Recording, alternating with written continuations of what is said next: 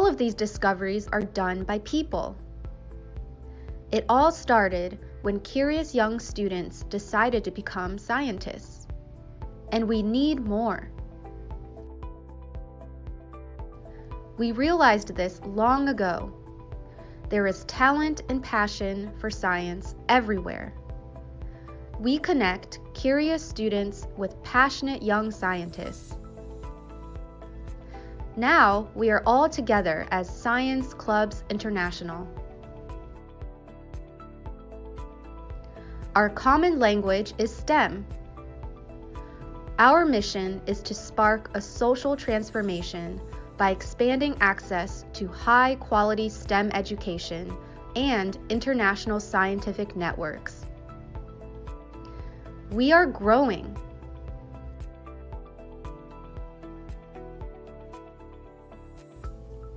Empowering youth with science.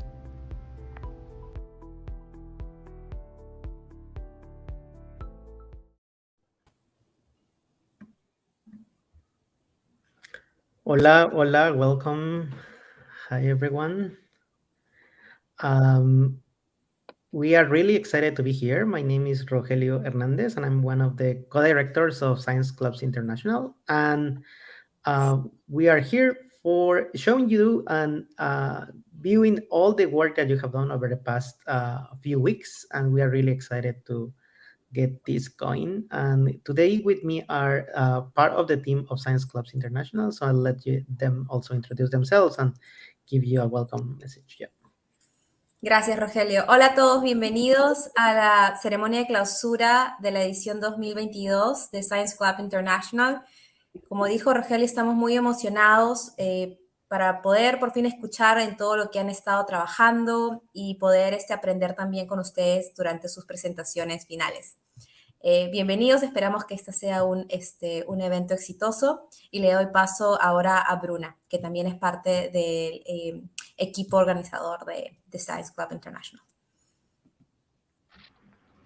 Boa tarde a todos. Antes de tudo, desculpa eu estou tendo problemas técnicos com a minha câmera, mas daqui a pouco eu resolvo. A gente está muito feliz de estar aqui iniciando essa cerimônia de encerramento. Estamos muito felizes com o resultado dos clubes, esperamos que vocês tenham aproveitado muito e vamos curtir também esse momento final de hoje. E é isso, podemos dar início. Without further ado, we're going to start seeing your videos. We're going to go one by one, the summary of the work that you have done. And please send us your message over the chat in Facebook and YouTube. Tell us what you think about what you're watching and how Science Clubs International changed perhaps your view of science or the world like the past few weeks.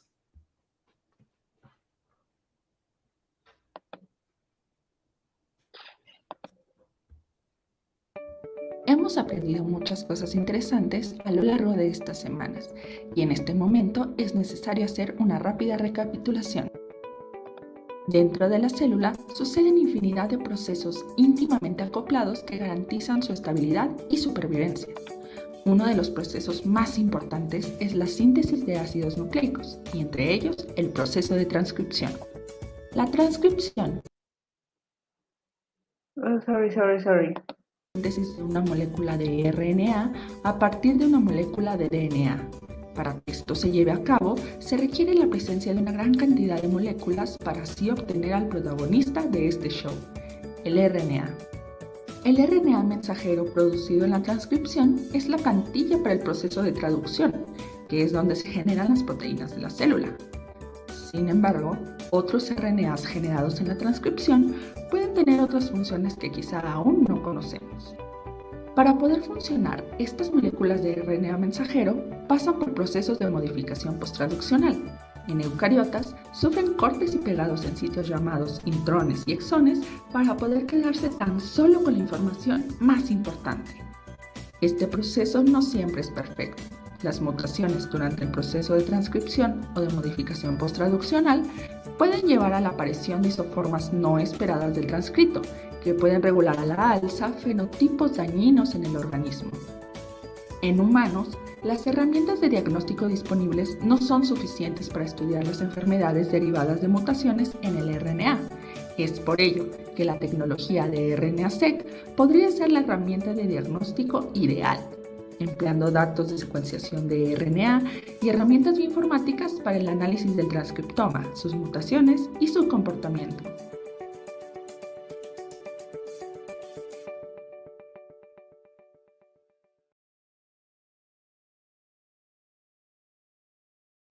Hello, we are from club number 2 and we're going to present nuclear power plants, Chernobyl.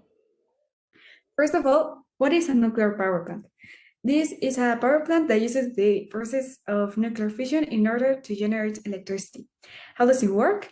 Well, the main difference between this and other energy plants is how the heat is created. Nuclear power plants use uranium, specifically the isotope uranium-235. And then the nuclei of this uranium are split into by the process called nuclear fission. This nuclear fission consists in one single neutron which hits a nucleus, and then this nucleus splits in two, releasing energy and other neutrons which hit other nuclei and creates a chain reaction. This release of energy also releases the energy that travels in invisible waves or rays, also known as radiation. There are many types of radiation, but the strongest one is gamma radiation. And although neutrons can penetrate many objects, they are slowed by water. So what happened in the Chernobyl accident? It was the early morning of April 26, 1986, when the world would witness one of the worst nuclear power disasters. It all started in the reactor unit 4, where technicians violated the plant's safety procedures. When a plant is run at a very low rate, then it becomes really unstable, which accelerated the nuclear chain reaction, and this caused many explosions. This resulted in a fire that lasted 10 days.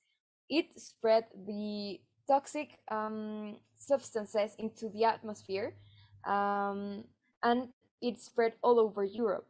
Unfortunately, many people died. Two were killed by the explosions, but thousands were killed by the effects of radiation.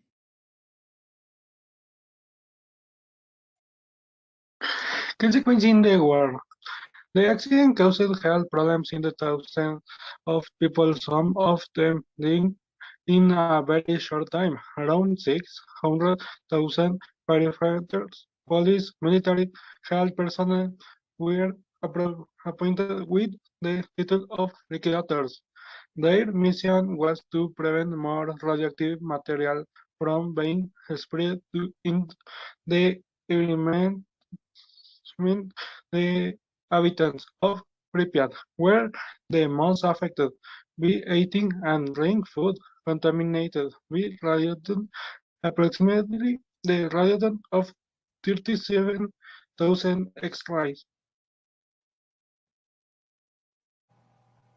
Hi, we're from group number 2, and we will give you a brief explanation of the small reactor experiment. The aim of our project is to get a hint of the distribution of neutron generations during a chain reaction. For this, we will be generating random numbers to track the amount of neutrons each collision produces. During a chain reaction, in nuclear power plants, neutrons are released in high quantities to increase the chance of one hitting an atom and being able to heat it, which in turn would cause the atom to split, liberating energy, and with a little lag, another neutron that would be able to impact another atom, giving rise like this to the nuclear chain reaction. Materials and methodology. We use Excel as our main tool to make this experiment. We have 3 original random numbers that represents neutrons released from nuclear fission. In order to know if those neutrons are going to produce another nuclear fission, we established 3 parameters. If the random number is above 0.7, then it releases 2 neutrons. If it's above 0.5, it releases 1 neutron, and if it's below, there is no nuclear fission. The chain reaction is a series of nuclear fissions where the neutrons produced in each fission causes additional fissions. We can see in this graph the distribution of atoms produced per generation. The results gathered in the experiment from the initial random numbers, we obtain the following graph showing that the mass multiplication in a chain reaction follows a normal distribution. I hope you have enjoyed the video as we enjoyed making it. Hi everybody, my name is Untitled. I'm from the University of Guadalajara, and right now I'm going to explain you some things that I saw in my class in nuclear energy. Okay, let me show you.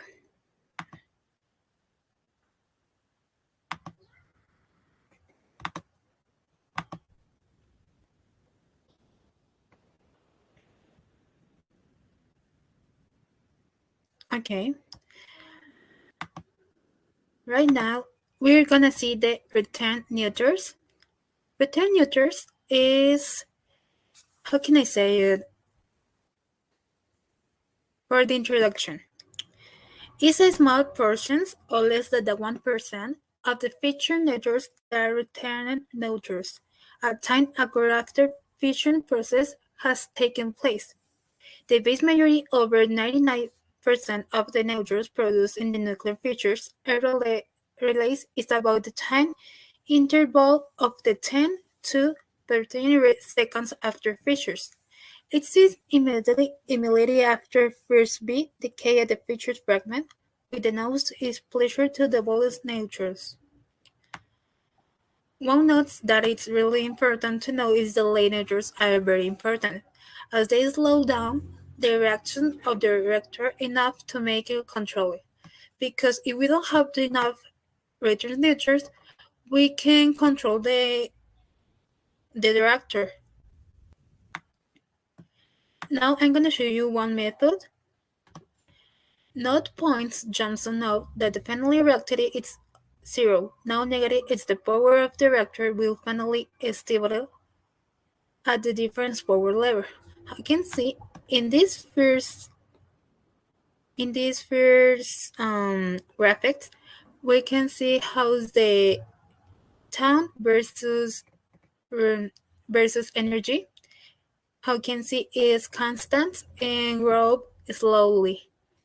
But now we can see a really big fall. In the next graphic, we can see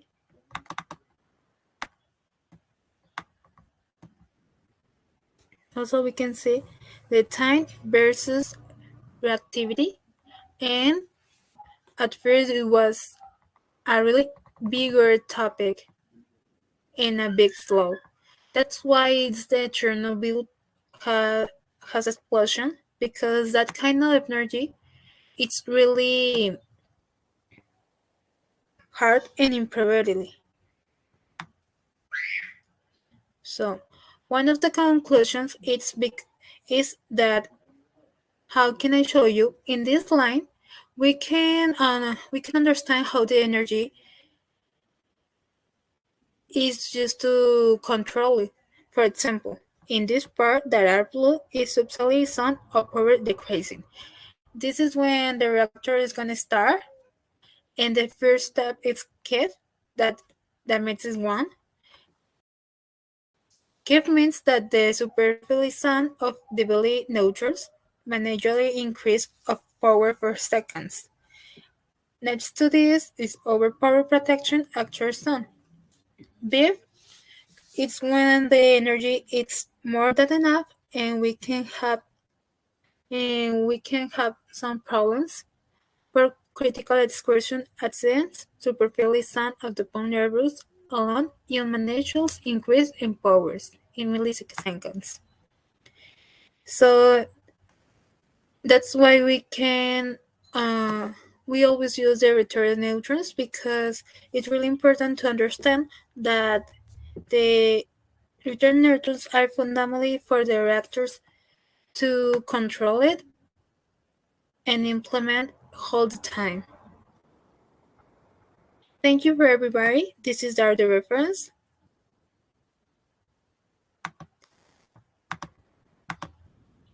Thank you for everybody to see me, and see you next class. Bye bye.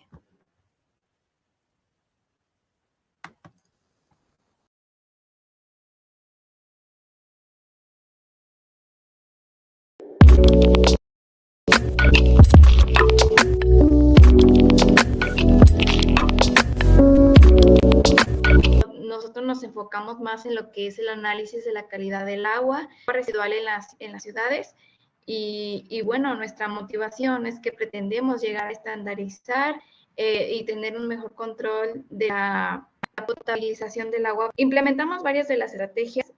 Una de ellas es utilizar un modelo de inteligencia artificial para analizar la calidad del agua urbana. Como estudio la identificación de contaminantes en el agua, estos parámetros van a ser como el pH, análisis de residuos sólidos, que pues puedan automatizarse. Se va a implementar dashboards, recopila información muy importante. Como objetivo es que el acceso de agua potable y de calidad pues es uno de los principales objetivos de la Organización de las Naciones Unidas. Utilizaremos el dashboard para analizar visualmente los resultados obtenidos por inteligencia artificial. De la actualización del dataset, vamos a emplear algunos sensores localizados en los desagües para alimentar a la inteligencia artificial con información periódica. Vamos a crear un histórico que nos permita generar patrones. Estamos considerando dos aspectos importantes, que es la calidad del agua y los resultados cualitativos de la información. Podemos ver aquí una gráfica que menciona el análisis del pH, cómo se va a realizar. También tenemos aquí la descripción del dataset, un conjunto de datos de Kaggle. Nuestro proyecto tiene mucho potencial en ayudar el ecosistema y para también incluso las personas que puedan vivir cerca. Con esto podemos ofrecer mejores estándares de calidad para el agua, tanto en riego, producción, etc. Y bueno, esto evitaría muchos daños a los cuerpos de agua. Ahora vamos a mostrar una parte de nuestro avance que estuvimos realizando. Este es nuestro dashboard, en el cual ya hemos recopilado algunas partes importantes de la información. También tenemos algunas gráficas que analizan la cantidad de residuos que existen. Y como conclusión queremos resaltar, de esta manera podamos ayudar a lograr un futuro sostenible para todas las comunidades. ¿Sabías que el mundo ha perdido 178 millones de hectáreas de bosque desde 1990? Nuestro proyecto llamado One Click, One Life. Para crear este proyecto, ¿cuál es nuestra justificación del proyecto? Pues vemos que actualmente varias especies están en peligro de extinción debido a la acción del hombre. Y de esta manera, las especies se ven obligadas a trasladarse a zonas urbanas. Bueno, nuestro avance a modo de prototipo es la realización de esta página. La urbanización ha impactado enormemente toda clase de ecosistemas naturales. Hasta ahora el mock-up que llevamos de nuestro proyecto indica cómo funcionaría nuestro proyecto. Básicamente, el usuario tomaría una imagen de un organismo vivo con el que se encuentre. Afuera de tu casa ves este pájaro, ves un quiscalos mexicanos, le tomas foto, pero tú no sabes qué es un quiscalos mexicanos, no sabes qué pájaro es. Entonces subes a la página y el algoritmo de nuestra página buscaría coincidencias de acuerdo a las características de dicho organismo, ya a nivel género o a nivel familia. Entonces, el resultado sería que el sistema le daría al usuario la identificación más probable de qué organismo. La página te diría, es un pájaro del género Quiscalus.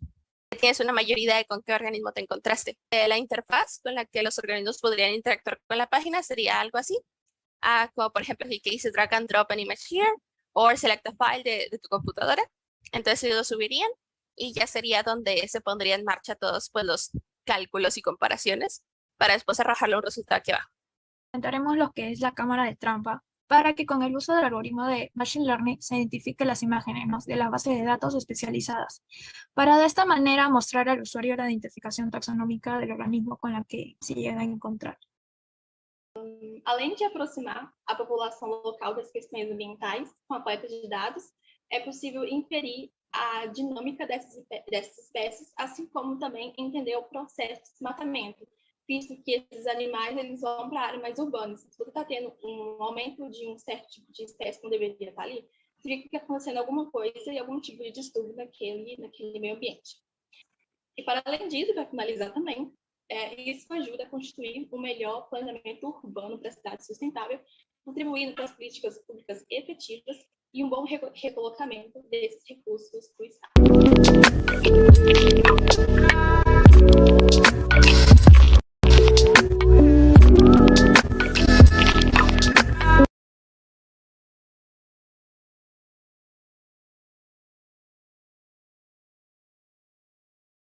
Hi, my name is Anna, and I was part of Cycle Club number 4, No Label, No Life, Managing Auto-Processing Tasks for Self-Supervised Learning, taught by Nelson Yalta. Have you ever wondered how Siri recognizes your voice? Have you used Python or heard about machine learning? Well then, let's take a look at this and more of what we discovered these last few weeks. Hello everyone, my name is Eduardo Perez Cruz and we're talking about what is computer vision. So, the principal goal of the computer vision is to enable a computing device that correctly identifies an object or a person in a digital image and will take appropriate action in a certain level of computer vision. It's all about the pattern recognition. So this is a small example that we can do with that. This is an example that I apply with a small filter to extract the edge of each the frame of a video, and then we'll join each image with decorate to create a new video with the filter is applied. Hola, ¿qué tal? Mi nombre es Omar y sobre el procesamiento de audio se trata de una subdivisión del procesamiento de señales digitales especializadas en el estudio de las propiedades matemáticas de estas mismas señales para poder extraer sus propiedades, analizarlas y poder aplicar modificaciones sobre el audio original. A partir de ello poder dar aplicaciones como el reconocimiento de voz, la traducción automática, el lenguaje en procesamiento natural y el texto a imagen. Bien sabemos que son ondas, por ello se tienen que transformar a forma digital. Para poder ejemplificarlo tenemos un pequeño fragmento del código donde a partir de un audio que grabado en un ambiente no controlado, es decir que tiene demasiado ruido, se tenga que identificar el fragmento de texto, poder transcribirlo y así se puede ver su ejemplificación. Hola a todos, soy Rodrigo. Voy a hablarles acerca de lo aprendido el día 3. La temática fue la inteligencia artificial, que es la aplicación de cualquier técnica para que las computadoras puedan simular las habilidades humanas. Todo esto a través de algoritmos complejos y funciones matemáticas, para que la computadora aprenda, razone y corrija de manera constante. Otras temáticas fueron las de Machine y Deep Learning, que pertenecen a la inteligencia artificial. En el caso de la primera, es un algoritmo que hace que las computadoras aprendan por sí mismas, ya que estas son expuestas a una base de datos. En el caso del segundo va más allá, ya que simula las redes neuronales biológicas. Entonces podría decirse que la inteligencia artificial es lo principal. Sus subconjuntos son el Machine y el Deep Learning, donde la base de datos y el entrenamiento son fundamentales para que las predicciones se produzcan, como también la autonomía deseada. La inteligencia artificial con el Deep Learning Framework correctos son lo que amplifica la escala general de lo que se puede lograr y obtener más dentro de estos dominios. En los modelos de Deep Learning, las capas se pueden considerar como la configuración de diferentes líneas que se suman entre sí. Básicamente, cada capa del modelo del Deep Learning tiene su propio significado específico según el trabajo que se le asigne o según sus características. Hello everyone, my name is Jose Tello, and today I'm going to talk about self-supervised learning. Well, to begin with, supervised learning is a learning technique for neural networks implemented by ourselves, humans who classify data, and we provide that classified data or labeled data to the neural network to learn and to predict in the future any kinds of data that could resemble those classified and then label it as with the label it belongs to.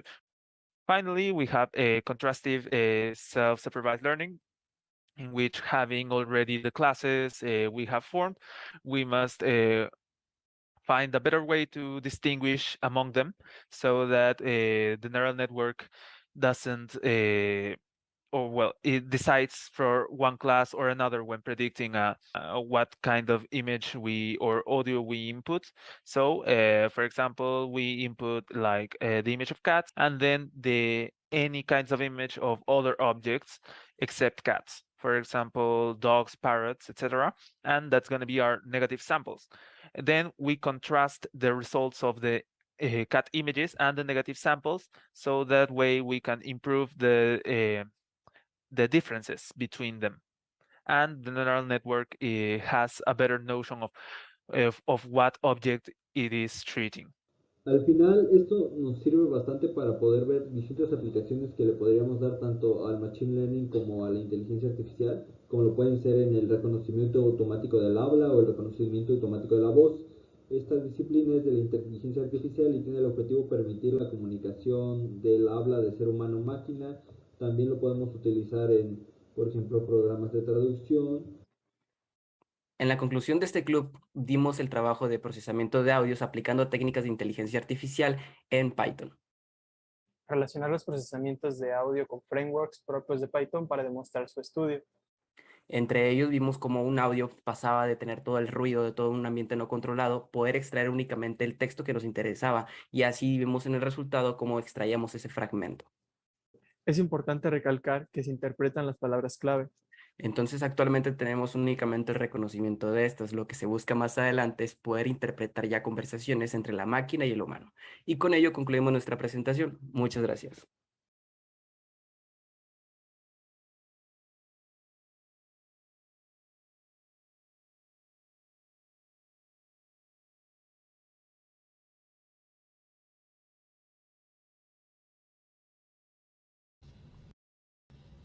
Hola a todos. En el siguiente video se van a presentar resúmenes y ejemplos de aplicaciones de algunos temas que vimos en el Club 5, Bottom-up Approach Towards Real-World Problems in Biomedical Engineering, en SCI Online edición 2022. Que disfruten. Hola, mi nombre es Brasilia y yo voy a hablarles de un tema que hemos tocado en nuestro club en esta versión. Es la ingeniería en tejidos. Esta es una ciencia multidisciplinaria que involucra el diseño y desarrollo de biomateriales que puedan funcionar como un sustituto biológico para la reparación o la sustitución de tejidos u órganos dañados. Una de las posibles aplicaciones de esta ciencia se basa en el desarrollo de estrategias para la regeneración osteocartilaginosa. Este es un estudio realizado por una universidad en Argentina, el cual propone la combinación de materiales naturales y sintéticos para que se pueda crear uno nuevo o varios materiales nuevos con propiedades físico-químicas y biológicas adecuadas para la regeneración osteocartilaginosa. Esto se realizó creando un nuevo biomaterial basado en un polímero sintético derivado de un polifumarato, compatibilizado con un polímero natural o como se lo conoce más, ¿no? El cual se estudió in vitro con distintos tipos de linajes celulares e in vivo en animales de experimentación.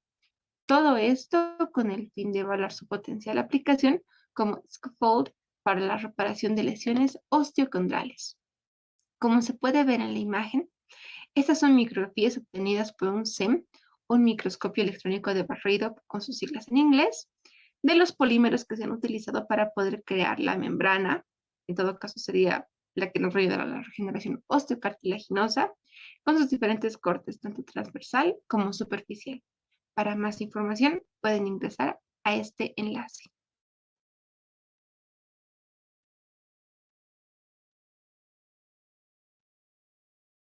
Acá tenemos la versión en inglés para que puedan entender un poco más del contexto que se está tratando en este tema. Otro de los temas que nos interesó fue el uso de nanopartículas para el envío de fármacos.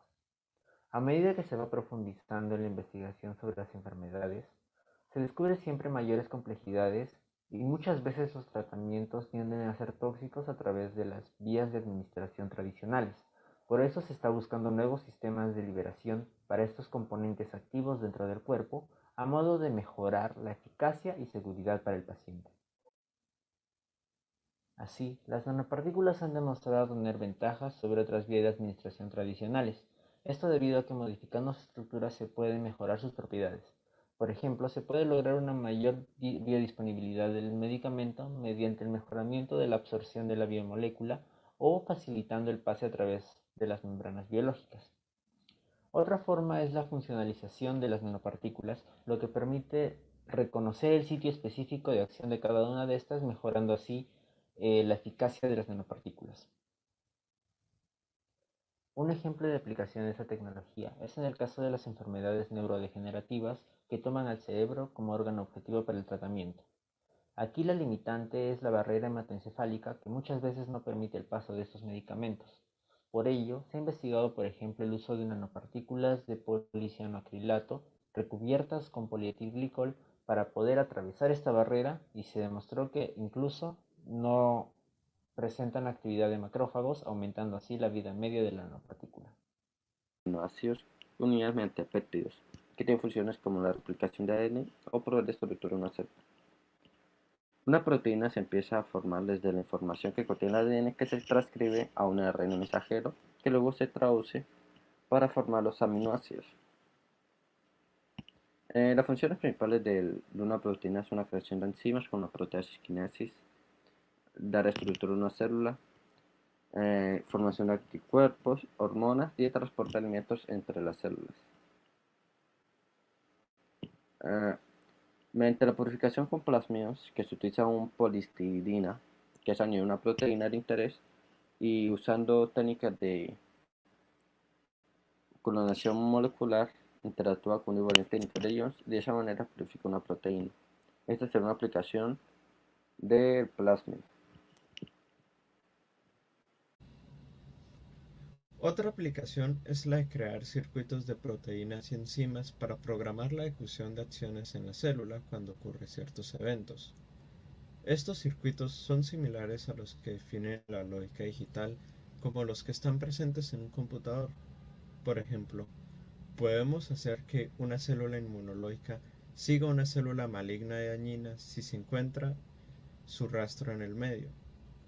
O podemos programar que bajo un estímulo la célula intensifique la producción de una proteína, o activar la secreción de una proteína que sirva como mensaje, ya sea para un científico observando o para otras células. Esto nos permite añadir reacciones a la célula que no tenía antes, o reforzar las que ya existan. Esto es todo. Muchas gracias por su atención y muchas gracias a Science Clubs International, a sus participantes e instructores por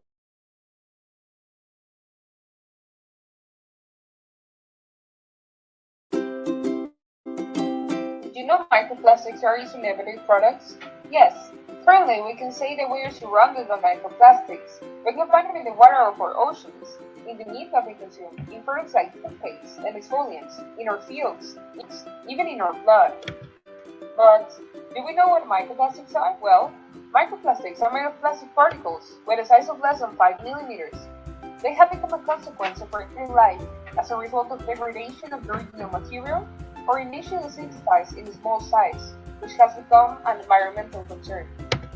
Why are micro created? Microplastics result of the increase of plastic production, the new industry necessities, bad waste management, and change of chemical structures in plastic. We can divide them into two categories, primary and secondary. The former ones are fabricated as small particles, while the latter are the breakdown of larger plastics. How are industries related to microplastics? Industries like cosmetic, textile, pharmaceutical, and tires fabrication are major generators of them. How can we detect microplastics in our cosmetics? Well, an easy way to detect microplastic in consumer products like the facial scrub is reading the label, and then we could count them by diluting a tablespoon of product with water through a filter. Microplastics can be diluted, so all these pieces that remain in the filter are microplastics that will be later released into the environment. The regulation and definition of a cosmetic product change depending on the country, but can be resumed as products that give those who use them a better appearance. Cosmetics gone a long way through since their first use in ancient Egypt around the year 4000 BC. With industry coming in, more energetically efficient process starts to be used. Have you ever thought about the science behind this? Chemistry, physics, biology, physiology, art, and business are some of the many disciplines behind a successful cosmetic product. Formulators and researchers are to create products not only good for the clients but also beneficial for the environment. Diversity is currently treated. Some of the main factors are overconsumption, unsustainable resources, which as well as pollution and global climate change. Most of these causes derivate from human intervention. Cosmetic industry, as it is, needs to learn how to meet his needs without compromising the ability of future generations to meet their own. This is called sustainability and it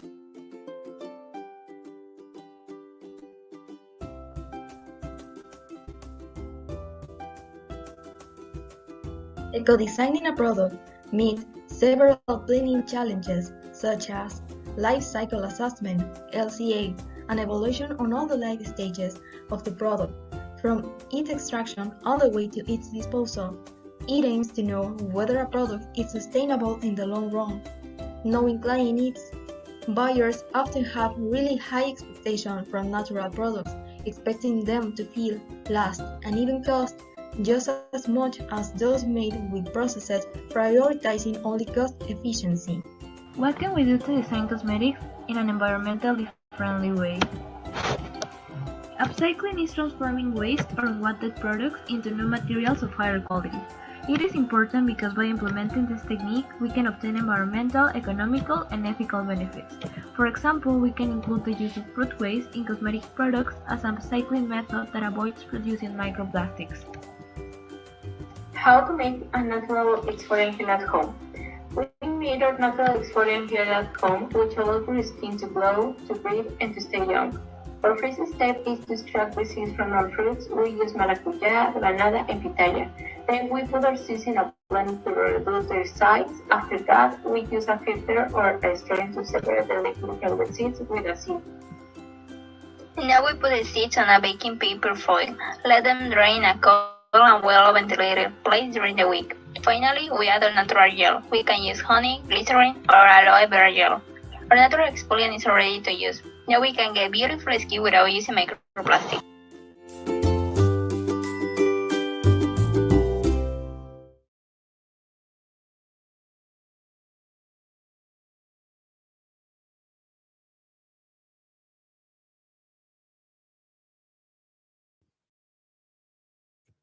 Iniciamos. Hello everyone, we are Beatriz and Salma, and we belong to Group 7, Science and Cooking Understanding How the Brain Decodes Sensory. We work together in a research project that is a new type of yogurt based on the lactic fermentation of sauerkraut or chucrut. The project seeks to develop a new yogurt alternative from a lactic fermentation with chucrut, and this yogurt will have an organoleptic properties similar to the industrial yogurt, a different contribution of nutrients to the microbiome. Yeah. Well, for the experiment of this project, we thought of making a comparison with a fermented milk inoculated with a specific formulation of sauerkraut and another fermented milk inoculated with yogurt.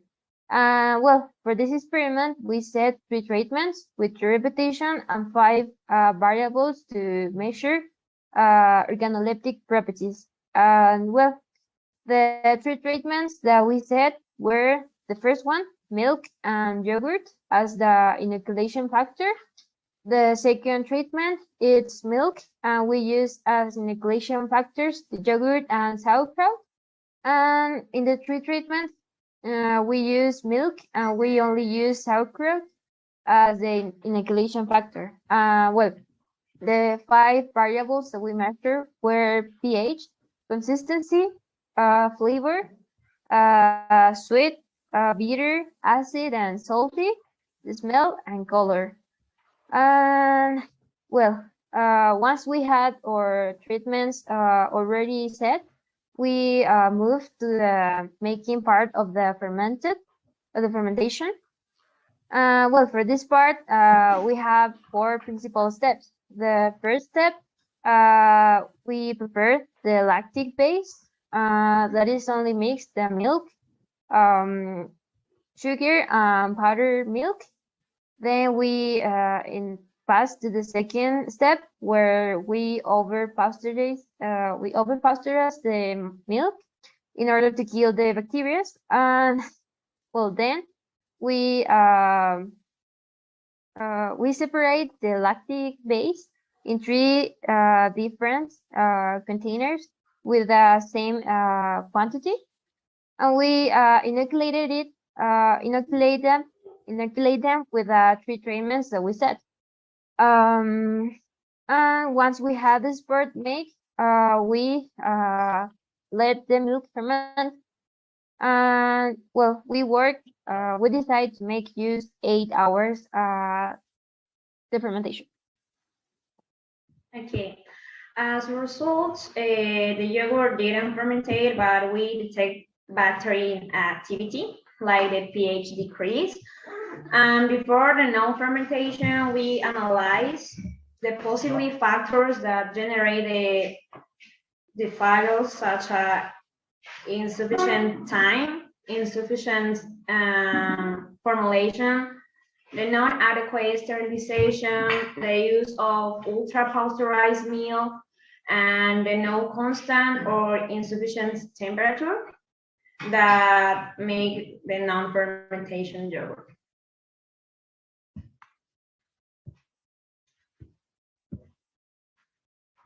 Well, in these pictures, we can see the two results of the two repetitions. The first one is the first repetition, and the second one is the second repetition. Well, as conclusion, we had two. The first one is that we can't deny or confirm that our formulation of sauerkraut can be used as an alternative of yogurt. Well, this because our witness didn't ferment it. That was the treatment number one. So we can't, we don't know if the reason that our fermented milk with sauerkraut didn't ferment because of the sauerkraut or another reason. We are not sure of it, and we can't confirm it. And the second conclusion is that even our milk didn't ferment as we expect. It just fermented a little bit and enough to give the milk different organoleptic properties as smell, color, flavor. And well, we discussed that we didn't like how it tastes. So at least in this area, we didn't think that the fermented milk with sauerkraut can be an alternative for the yogurt. Well, that was the project that we worked on, and well, that's all. Thank you so much for hearing us.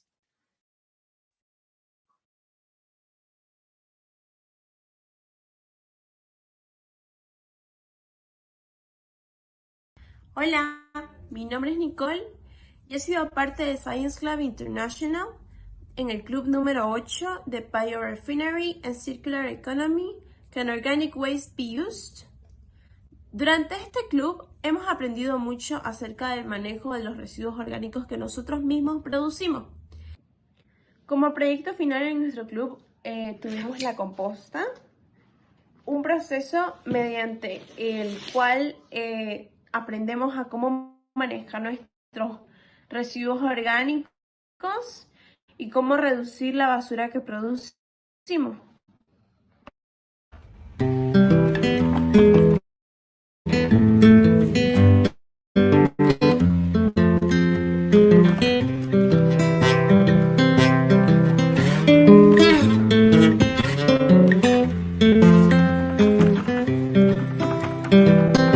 I've been thinking about myself today, thinking how I changed. Finalmente quiero agradecer a Science Club International por darme la oportunidad de participar en este evento donde conocí a científicos liderando proyectos para hacer la economía circular una realidad. Muchas gracias. Hola, soy Caroline Kauman del Club 8, Biorefinería y Economía Circular. La economía circular es alargar la vida de los productos y reducir la generación de residuos, de manera que las cosas sigan generando beneficios económicos y no acaben en los rellenos sanitarios. ¿Cómo lo hacemos? Generando energía de biomasa mediante biodigestores, haciendo combos, generando nuevos productos a partir de los residuos como los bioplásticos y practicando las R del consumidor responsable.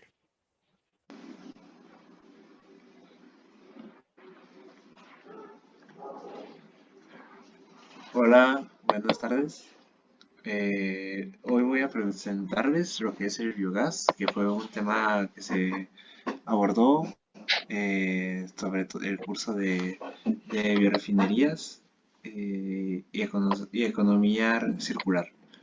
Bueno, el biogás es un gas que se genera de manera natural a partir de residuos orgánicos, que estos residuos orgánicos pueden ser heces de ganado, desperdicios de fruta, de verdura, en plantas de agua residual. Se puede obtener todo esto de los residuos orgánicos, entre otras que se verán más adelante.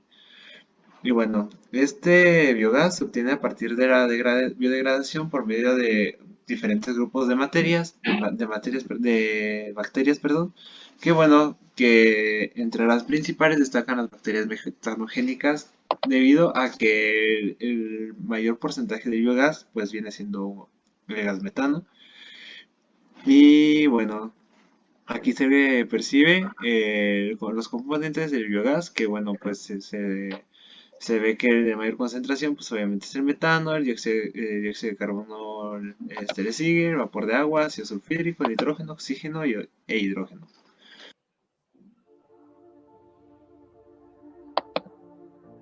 Hola, en esta ocasión vengo a presentarles mi proyecto final, que es para el club número 8, Biorefinery and Circular Economy, Can Organic Waste Be Used?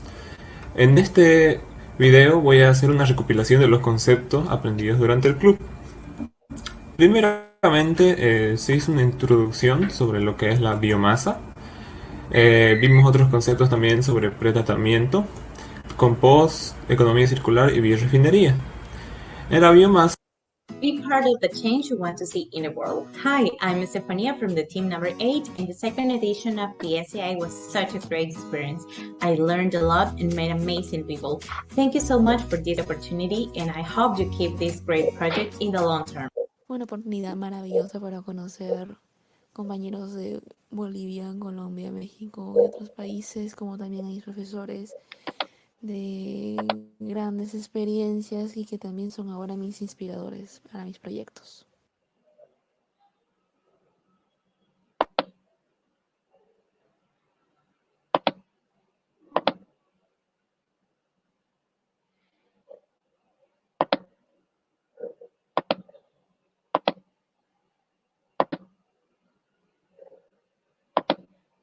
Okay, we also went to thank the following people in the club number 9, Cybersecurity and Communication. They develop many activities on Slack and also create many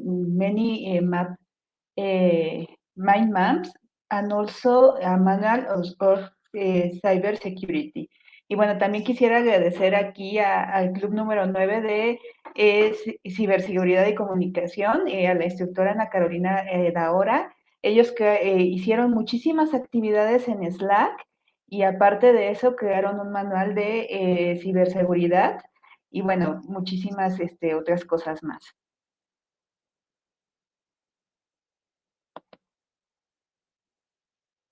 Okay. Also, we have the scores here of the challenge. The winner is the club number 8 with 57 points. Aquí también tenemos al ganador de los challenge. El ganador es el club número 8 con 57 puntos. Bueno, sí se llevó por mucho a los otros clubes. Si alguien puede decir agrego a Bruna, para que pueda decir el marcador en portugués. Temos os vencedores do desafio e o vencedor com maior número de pontos foi o Clube 8. Okay, you will receive a prize. We contact soon for that. El club número 8 recibirá un premio, los contactaremos pronto para ello. Os participantes do Clube 8 receberão um prêmio e a gente vai entrar em contato com vocês para isso.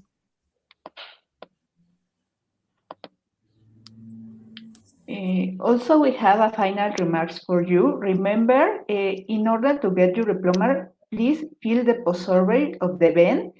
The post-survey is in the platform, and you can access to the platform and fill the post-survey. Also, once we review the list of assistants and also the surveys and also the activities, you will receive your diploma. The diploma will be available also in the platform. Y bueno, algunas remarcaciones finales para obtener su diploma tienen que contestar la encuesta de salida o la encuesta final.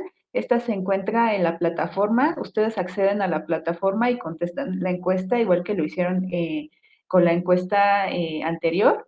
Y también, una vez que revisemos la lista de asistencia, las actividades y las encuestas, va a estar disponible su diploma igual en la plataforma. Les estaremos avisando por mensaje.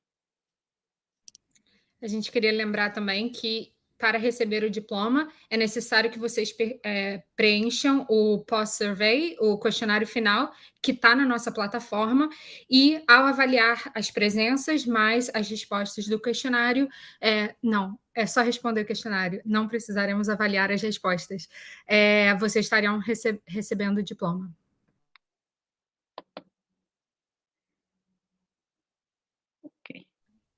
Okay, this is a final message. We are like, this was really, really impressive and exciting, all the work that you guys did.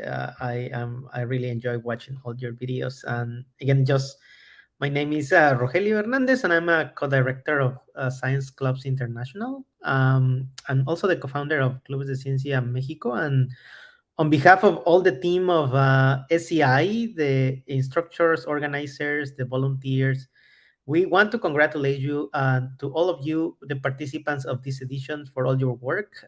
It was all like really impressive. We are sad that this edition of Science Clubs International is almost done. It went by really, really fast, and there were several hours of teamwork and effort of many, many people in our team to organize this event. But really, just coming to this event and seeing all your work, we all know that this was worth it. We are really proud and excited about what you have accomplished in such a short time. The quality of your work was just amazing, and we hope that you have enjoyed this new experience and online experience, but with an international twist.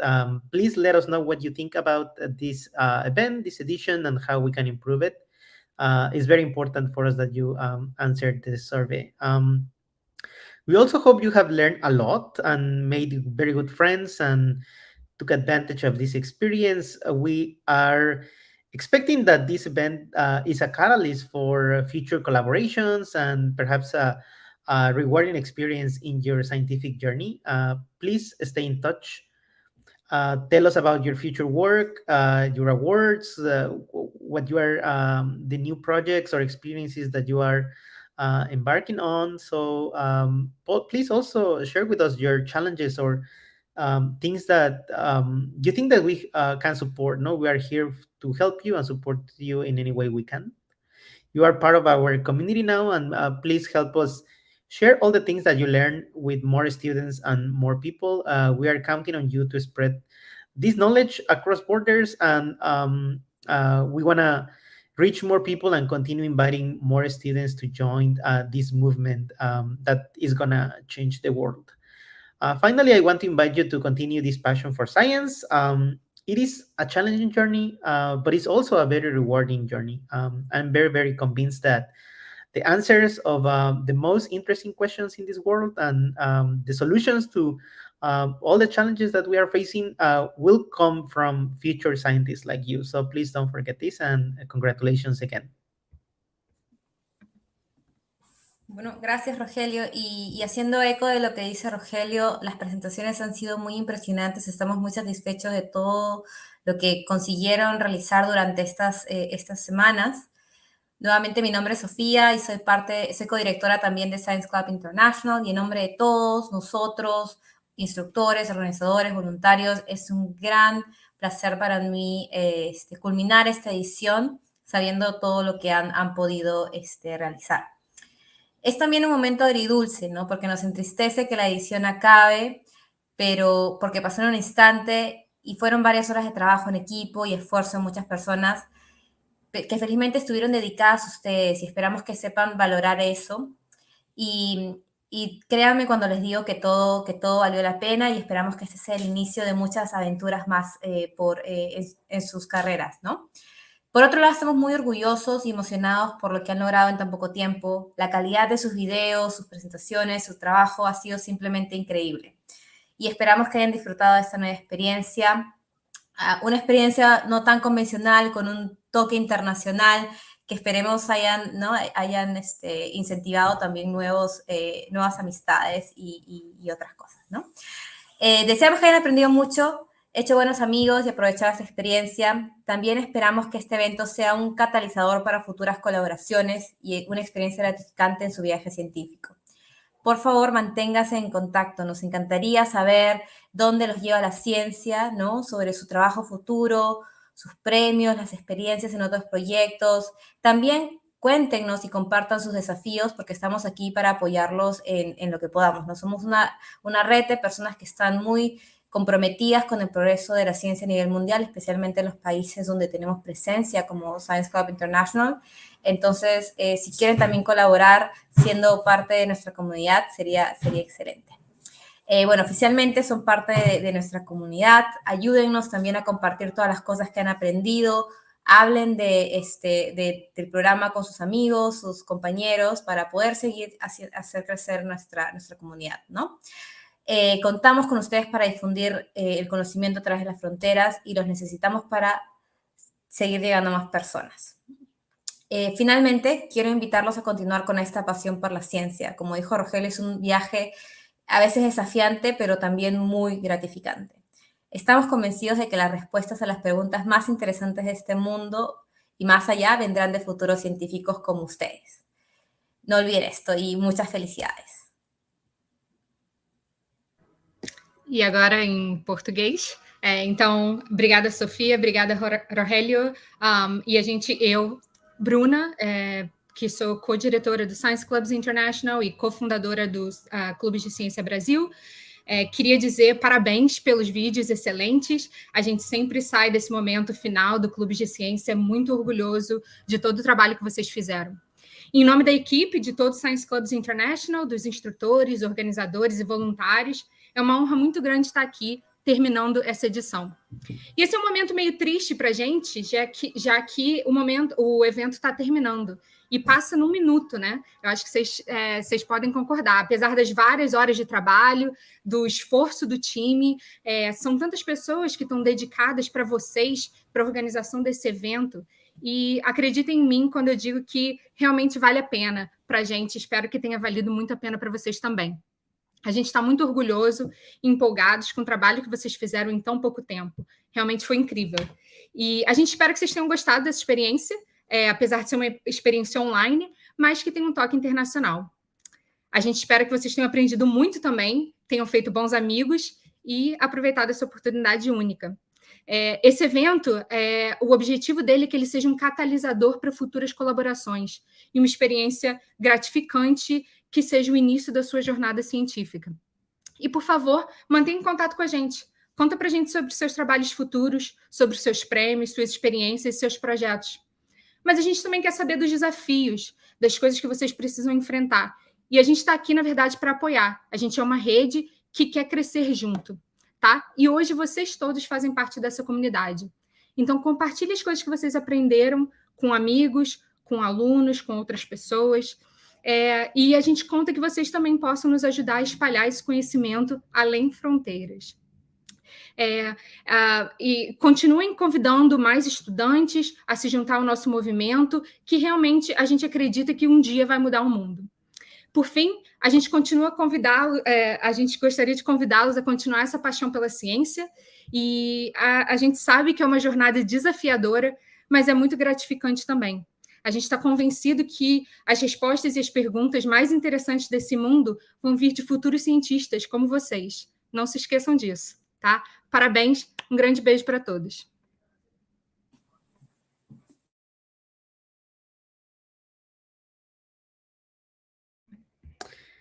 Great. Next, well, we have our invited speaker today. We want to introduce Mina Sonia, right? Is that correct? If not, correct me, please. She's going to tell us about this amazing organization and program, Aspire, who we are partners with. And I'll let her introduce the organization and the program. And hopefully you are going to find this another opportunity to continue your interest in science, and you're learning a lot about opportunities and just improve your education and support your education. Welcome, Mina. You are on mute, I think. Thank you, Rogelio, and to the wonderful students of Science Club International. I'm unfortunately not able to see them. And is it because their videos are off? I'm not sure who's in the room. Can you see a button in your lower that says share? Yeah. Okay, so if you click there, there is a share screen at the bottom of the menu. Okay.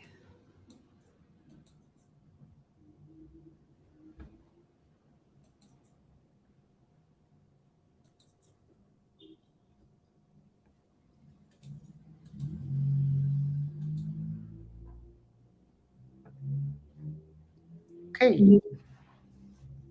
Are you able to see my screen? I can see your screen now. Yes, I can see that. Oh, it went back to, yes, there I can see it. Okay. And you're able to see the screen. And also, can you maybe just tell me quickly how many students are in the room? Because I'm not able to see the students. Yes, they are. We have about 50 students, like in between YouTube and Facebook, that are. But then they are looking through the. Okay. All right. So I'll use you as my guide, and I'm going to speak in English. Unfortunately, I don't speak Spanish or Portuguese, but if later on someone would like to translate, that would be great. Welcome, everyone. It's a pleasure to be able to speak with you all. My name is Mina. I'm the executive director of Aspire Institute. It was founded in 2017. What you're seeing on the screen is founded in 2017 as part of Harvard University by two Harvard Business School professors, Professor Karim Lakhani and Professor Tarun Khanna. And the program in 2017 was mostly focused on South Asia. So India, Nepal, Pakistan, Bangladesh, Sri Lanka. We got a few students from Africa and a few students from Middle East. And the total number of applications were 250 or so. And the idea was that we would identify students who are first generation to go to college. They're 18 to 26 years of age and are currently coming from low-income backgrounds. That was the program that was designed 5 years ago. We would ask the students to submit a full application. They would do an online test. We would look at the scores.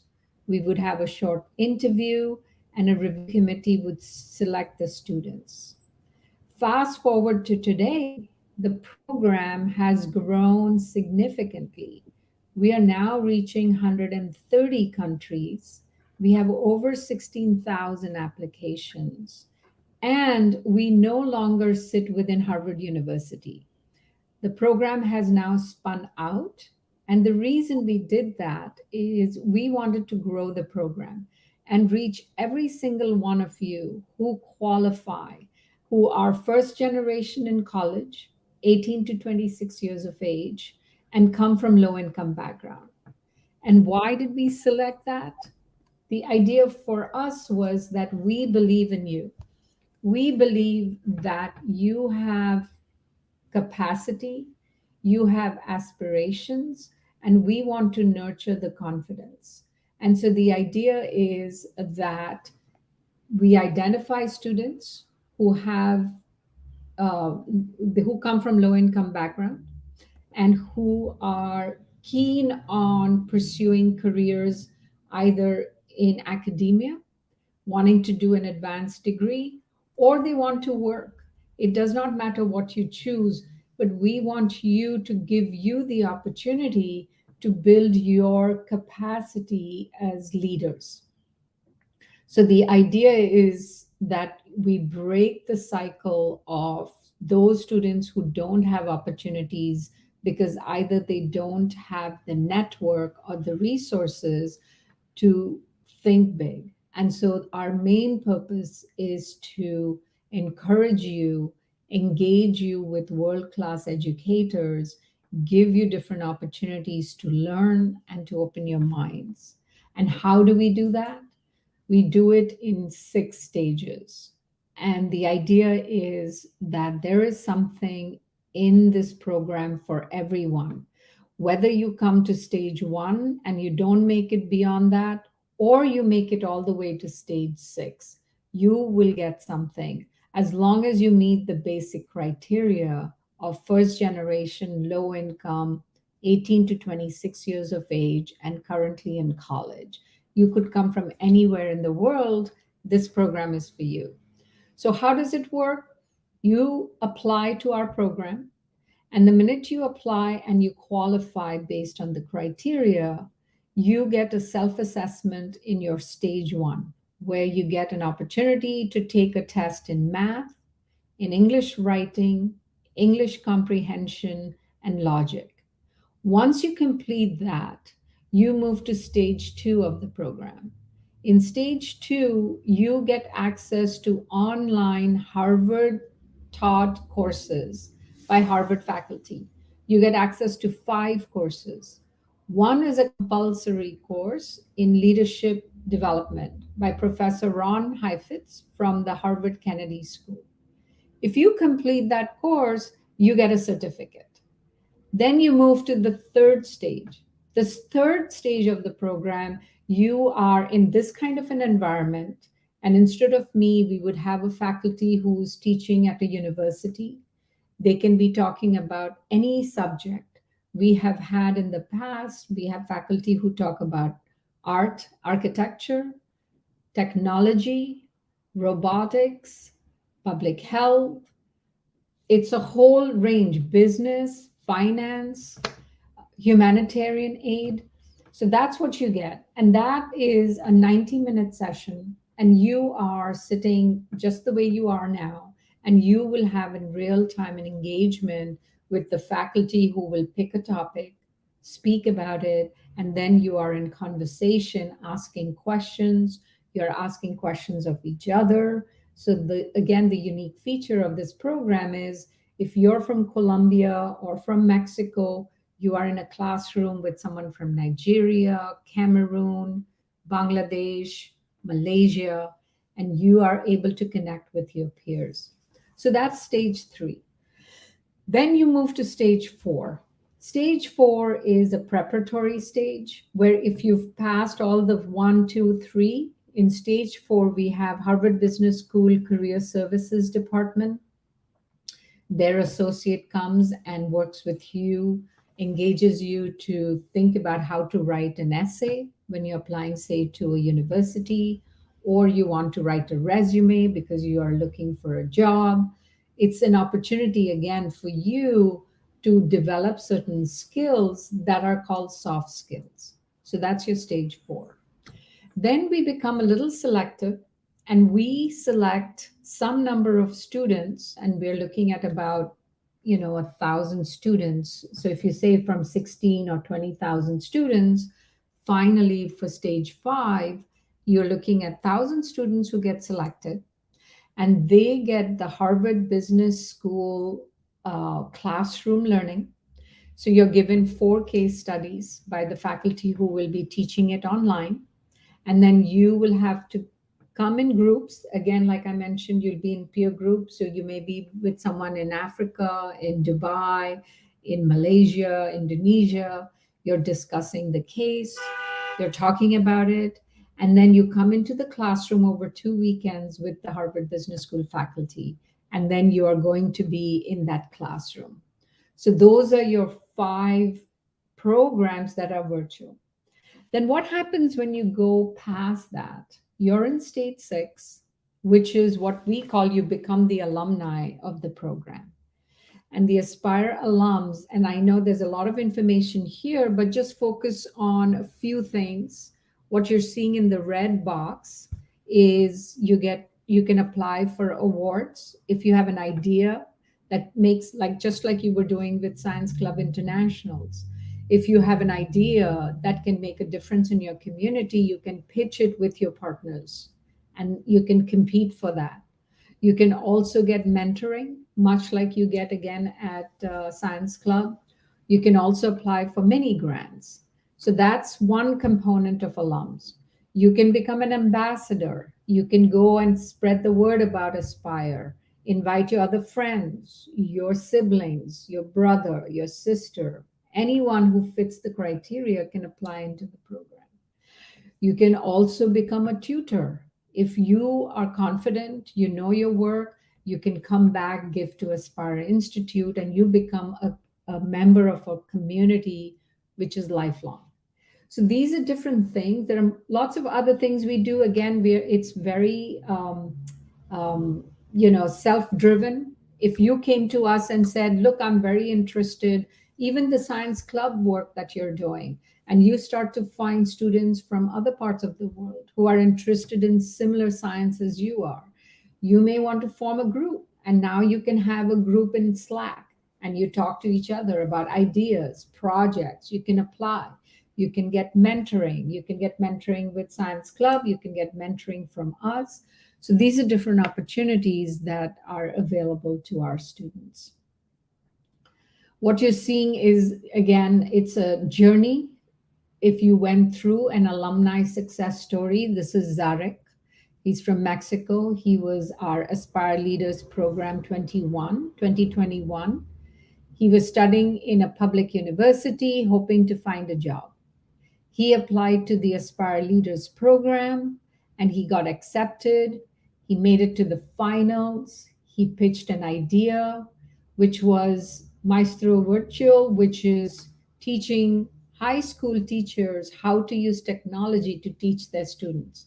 And this was particularly important during 2021 when we were still in the pandemic remote learning stage. He then was recognized by the mayor and for his entrepreneurial idea, and he got support from his city. And now he's moving on. And as you can see, he's training hundreds of teachers. So this is just an idea of where a student starts and where he or she can end up. And lastly, I want to close with keeping in mind the dates for the next cycle, because 2022 cycle is now closed. We are now in the stage 5 for 22. But for cycle 2023, the key dates are applications are going to open November 16th. And they will have early action deadline in December and then January 2023. So once you get accepted, I'm going to just stop sharing.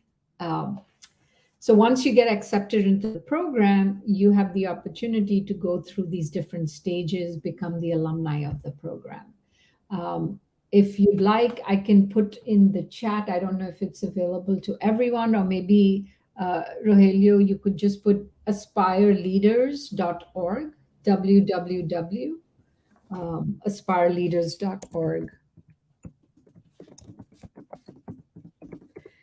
Yes, because that was exactly what I want to ask you. But yeah, thank you for. We are gonna post this into the transmission, the video in YouTube and Facebook. Yeah, this is a great program and an amazing opportunity for the students. I think many of them are saying that hopefully the program arrives to their country or their city. Like, you don't need for them to arrive; you can go to them. Not you can go to Aspire and start training and getting mentoring and resources from world leaders in many fields. Like, this actually goes beyond science, so there is many other interests. So if the students are interested in other topics, I'm sure that like Aspire can be a good resource for them to continue their education. And yeah, just remember again the dates. Can you repeat the dates for the deadlines to apply? So, sorry, say that again. The dates for the beginning of the new cycle. So we open, so there's an early action, what we call November 16th of this year, 2022. And then there's December 14th is, we will close the first, so we run 2 cycles a year. First cycle opens November 16th and it'll close January 11th. Okay. And if you go again to our website, it's yeah, right now we are putting the website on the chats and the transmission, and also follow them on like social media. They are very active on I think all social media, Facebook and Instagram, Twitter. So yes, like get all the information and hopefully take advantage of this opportunity. Great. Thank you so much for giving me the opportunity. And I saw in the chat, this program is global. So you can apply from anywhere in the world, whether you're in Mexico or Argentina, Chile. This program is there. It's virtual. So we look forward to receiving applications. If you have any questions, you can send us a message. We also have info@aspireleaders.org. And that is our email address.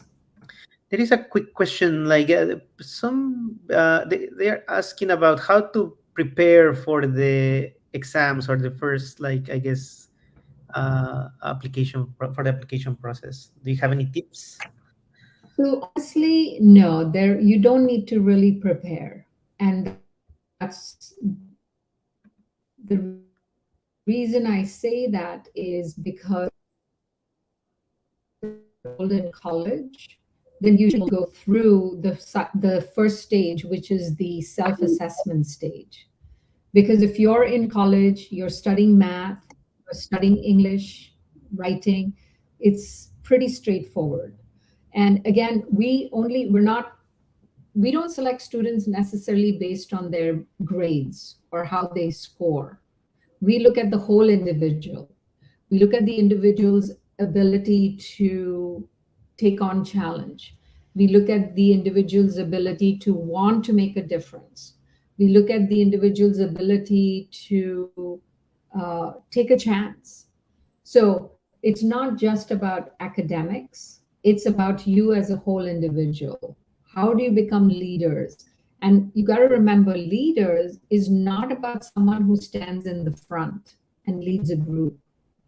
Leaders are people who stand alongside one another, or a leader is someone who's standing at the back of the line, making sure that the whole team moves. That's the kind of leadership that we encourage.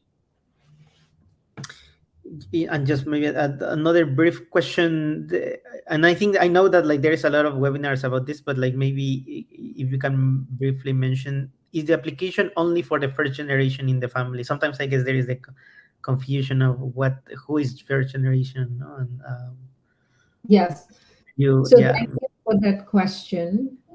We do say underserved communities.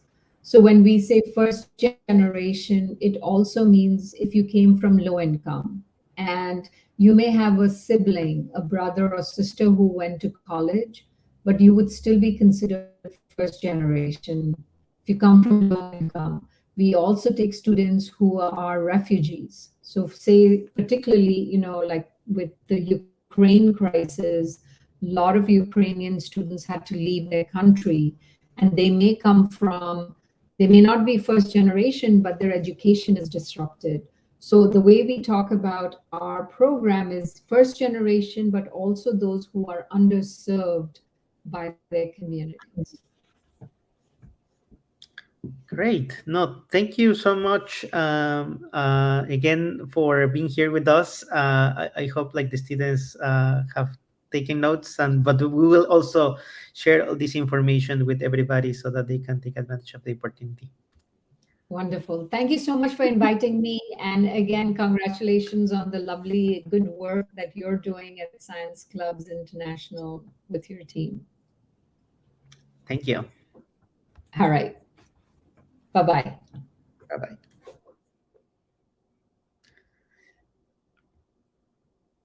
Okay. Laura, take it away.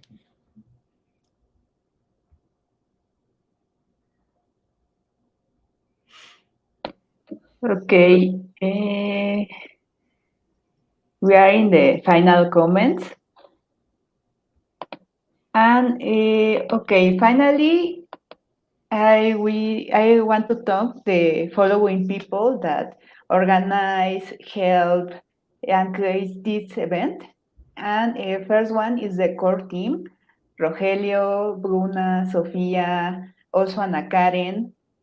Y bueno, lo primero es que quisiera agradecer a las personas que organizaron, ayudaron y crearon este evento, que es el core team, a Rogelio, a Bruna, a Sofía, a Ana Karen. E, Bruna, se me pode ajudar?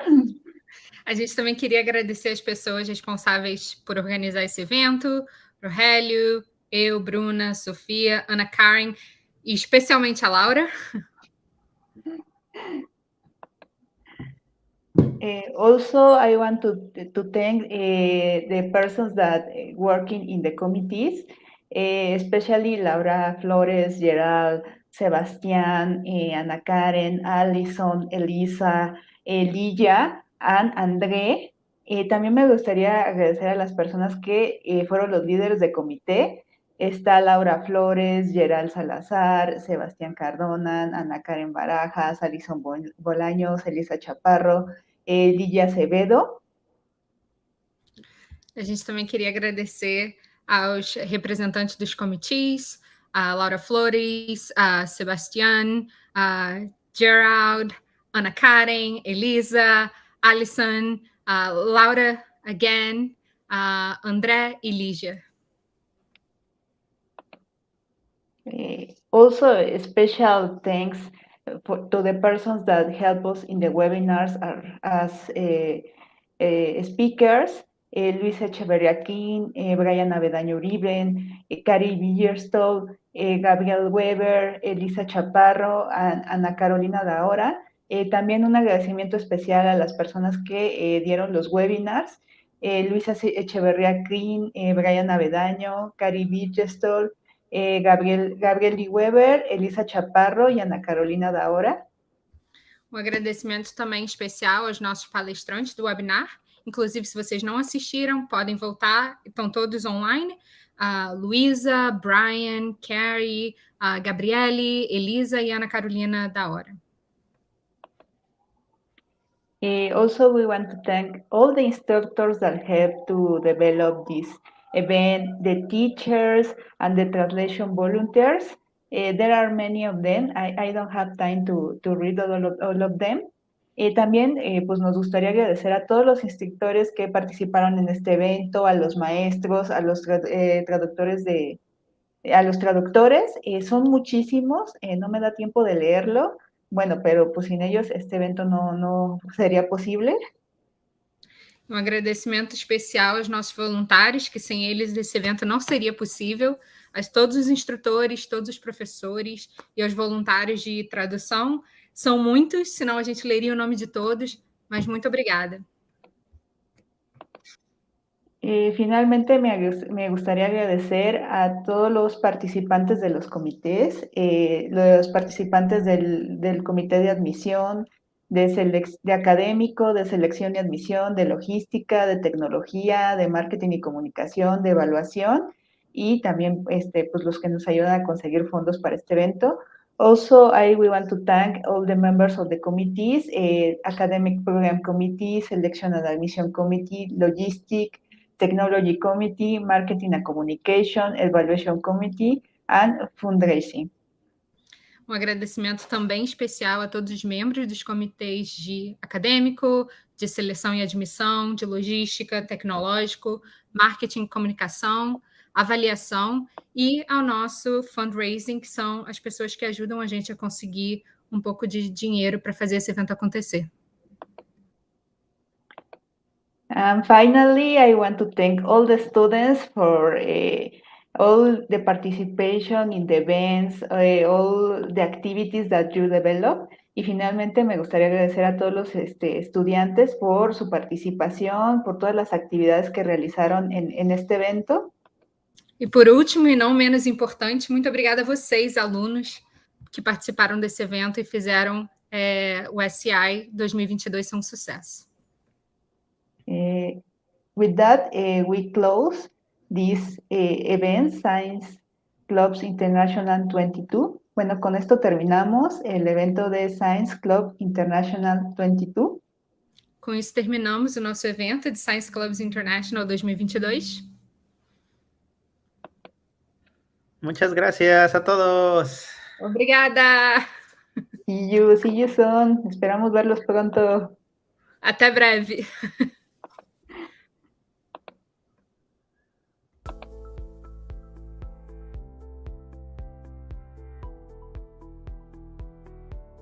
All of these discoveries are done by people. It all started when curious young students decided to become scientists. And we need more. We realized this long ago. There is talent and passion for science everywhere. We connect curious students with passionate young scientists. Now we are all together as Science Clubs International. Our common language is STEM. Our mission is to spark a social transformation by expanding access to high-quality STEM education and international scientific networks. We are growing.